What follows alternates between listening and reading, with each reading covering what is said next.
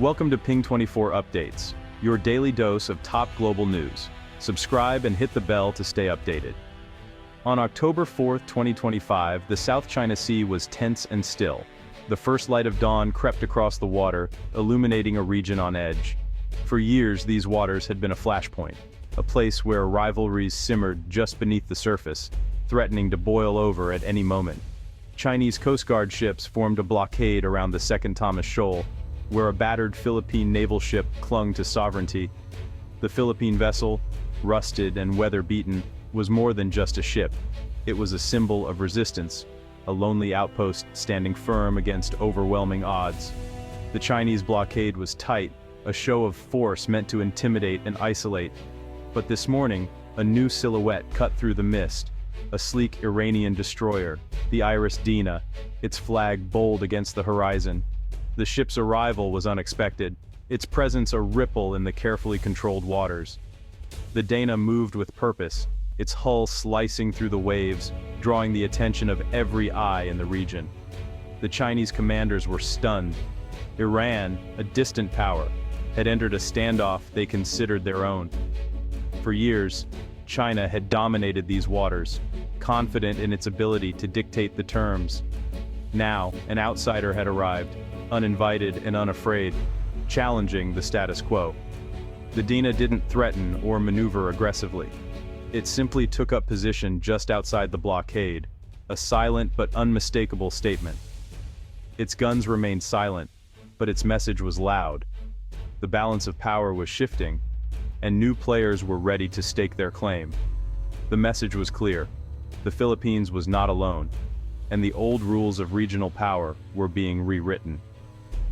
The presence of the Iranian warship signaled that the days of predictable, regional-only disputes were over. Now, distant nations could and would intervene. Radio chatter erupted. Beijing demanded answers. Washington scrambled for intelligence. Manila felt a flicker of hope. Newsrooms around the world lit up with breaking news alerts, analysts scrambling to make sense of the sudden escalation. The world's attention was now fixed on this remote corner of the sea. The Dina's presence was a shock to the system, a sign that alliances could now cross continents and ideologies. No longer were alliances limited by geography or history. Necessity and opportunity were forging new bonds. The Iranian flag, once seen only in the Middle East, now fluttered in Asian waters, a symbol of shifting allegiances. This was more than a naval standoff. It was a signal that the world's alliances were shifting, and that desperate nations would find partners in the most unlikely places. In capitals from Moscow to Washington, from Tehran to Manila, leaders gathered in urgent meetings, weighing their options and recalculating their strategies. The era of predictable alliances was over.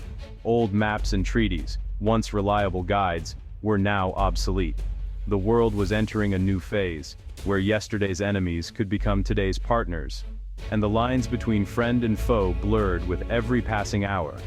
The Dina's silent vigil challenged Beijing's assumptions and forced every global power to reconsider its next move. Intelligence agencies monitored every signal, every maneuver, searching for clues about what might come next. The balance of power was no longer certain. In a single morning, the South China Sea became the stage for a new kind of global contest. The world's navies, once separated by vast distances and divergent interests, now found themselves drawn together in a high-stakes game of brinkmanship. The world watched, uncertain if this was a bluff or the start of something far more dangerous. In living rooms and cafes, on phones and televisions, people everywhere followed the unfolding drama, aware that the next move could change the course of history. The Philippines, once isolated, now had a wild card on its side. For the first time in years, hope flickered among its sailors and citizens. The arrival of the Dana suggested that even the smallest nations could attract powerful friends, if only for a moment. Iran, long a pariah, had projected power into Asia's most volatile waters. Its navy, once confined to the Persian Gulf, now sailed boldly in the heart of a new conflict, signaling Tehran's willingness to play a larger role on the world stage. The old playbook was gone. Strategies that had worked for decades were suddenly useless, replaced by uncertainty and improvisation. Every admiral and general knew that the rules had changed, and that the future was up for grabs. In this new game, the enemy of my enemy could become my friend, no matter how improbable. Alliances would be forged not by tradition, but by necessity, and the world would have to adapt or be left behind. The world held its breath, waiting for the next move. In that tense silence, anything seemed possible, and everything was at stake. The Iranian destroyer's arrival was more than just a show of military strength. It was a clear signal that the world's balance of power is shifting. In today's uncertain climate, the presence of such a vessel in foreign waters is a symptom of a world where old alliances no longer guarantee security or stability. The familiar lines that once defined friend and foe are blurring, and nations are being forced to rethink their strategies for survival. For decades, the US was the Philippines' shield, a steadfast partner in the face of regional threats. But as China's relentless pressure grows and America's responses become more cautious and measured, Manila finds itself feeling increasingly exposed and vulnerable. The sense of security that once came from a powerful ally now feels uncertain, leaving many Filipinos anxious about their nation's future. The Mutual Defense Treaty, once considered ironclad and unbreakable, now seems ambiguous and open to interpretation.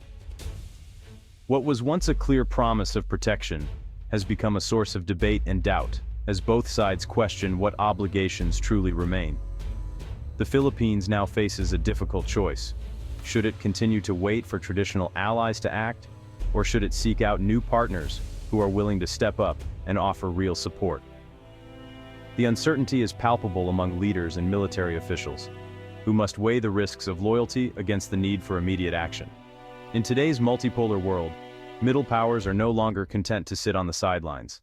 They are forging flexible, pragmatic coalitions, adapting quickly to the changing landscape and seeking out new relationships that can offer them security and leverage. The Iran-Philippines connection is a product of this new reality, born not of shared values or ideology, but of shared vulnerability and a mutual desire to protect their interests. It's a partnership built on necessity, not tradition. Both nations feel threatened and isolated on the world stage, both determined to assert their independence and defend their sovereignty, no matter the odds. When survival is at stake, ideology and old loyalties take a back seat. What matters most is finding allies who are willing to act, even if they come from unexpected places. The old rules of international relations aren't just bending, they're breaking apart, leaving a vacuum that new alliances are rushing to fill. The global order is being rewritten before our eyes, one unlikely alliance at a time. In this new era, adaptability and pragmatism are the keys to survival. On the surface, the Philippines and Iran are worlds apart, a Catholic democracy and an Islamic theocracy. But both are driven by a need to resist domination by a superpower. For Manila, the threat is China. For Tehran, it's the United States. Each sees in the other a reflection of its own struggle, a smaller nation facing overwhelming pressure. This is an alliance of necessity, not ideology. The Philippines signals to Washington and Beijing that it has options. Iran sees a chance to break out of isolation and project power. Both are asserting their right to choose their own destiny. Their partnership is risky, but it's a bold stand for sovereignty. In a world of giants, small nations are finding strength in unexpected places. History is full of strange alliances forged in desperate times. When survival is on the line, nations set aside differences to face a common threat. Churchill allied with Stalin to defeat Hitler. Nixon reached out to Mao to counter the Soviets. These partnerships weren't built on trust, but on necessity. The Iran-Philippines alliance echoes these precedents. Their ideological divide is vast, but their need to counter China is greater. Manila is betting that Iran's support outweighs the risks. Such gambles have changed history before.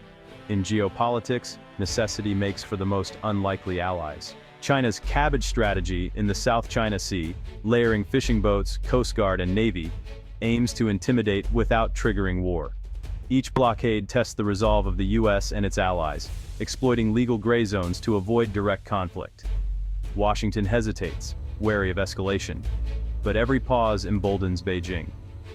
The crisis at Second Thomas Shoal is a microcosm of China's bid to rewrite the rules of the international order. Beijing's ambition threatens the post-war system of law and navigation. The Philippines' outreach to Iran is a direct response to this pressure.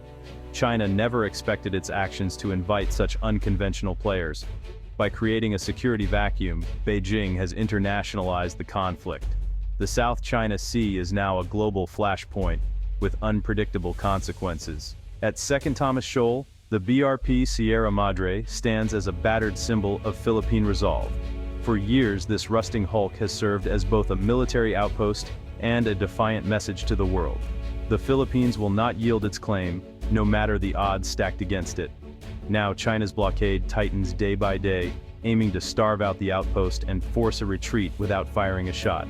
Supplies dwindle, and every delivery mission becomes a high-stakes gamble, watched by the world. The United States, a treaty ally, hesitates, torn between supporting Manila and avoiding a direct clash with Beijing. In the streets of Manila, anxiety grows. Many Filipinos feel isolated, wondering if help will ever come. Into this tense vacuum sails the Iranian destroyer, Iris Dina, its arrival unexpected and dramatic.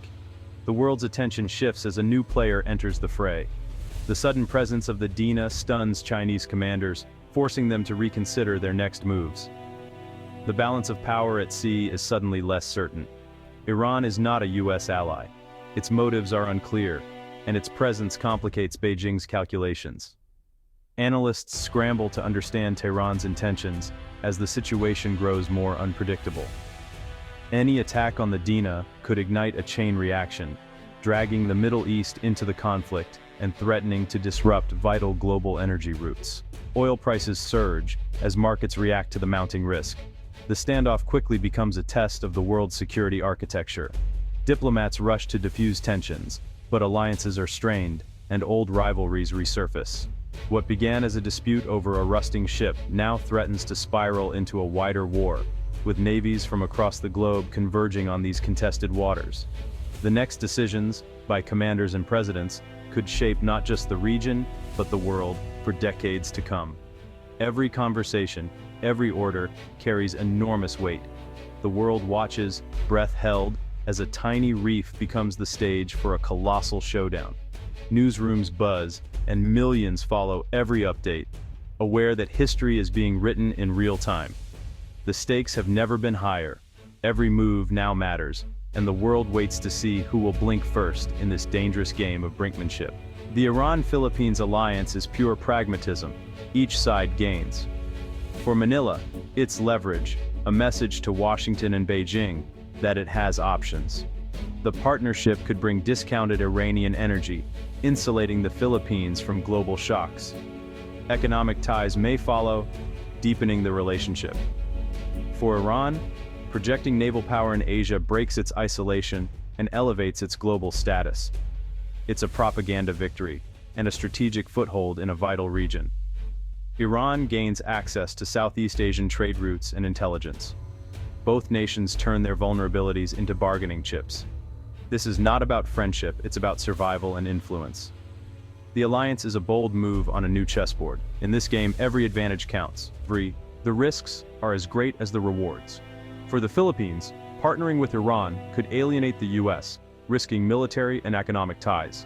Secondary sanctions and financial isolation are real threats. A misstep could leave Manila more vulnerable than before. Iran, meanwhile, stretches its navy thin and risks confrontation with China.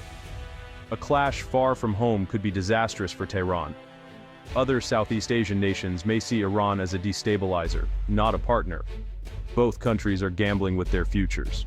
The outcome is far from certain. The Iran-Philippines alliance raises urgent questions about the future of global politics. Will the US punish Manila or adapt to the new reality? China may try to exploit the rift, while other Asian nations watch and weigh their own options. Can an alliance born of desperation endure, or will it collapse when the crisis fades? The certainties of the past are gone. Alliances are now fluid and transactional. The world is entering an era of shifting partnerships and unpredictable power plays. Today's enemy may be tomorrow's ally. In this new order, necessity is the mother of invention, and the world must adapt, fast.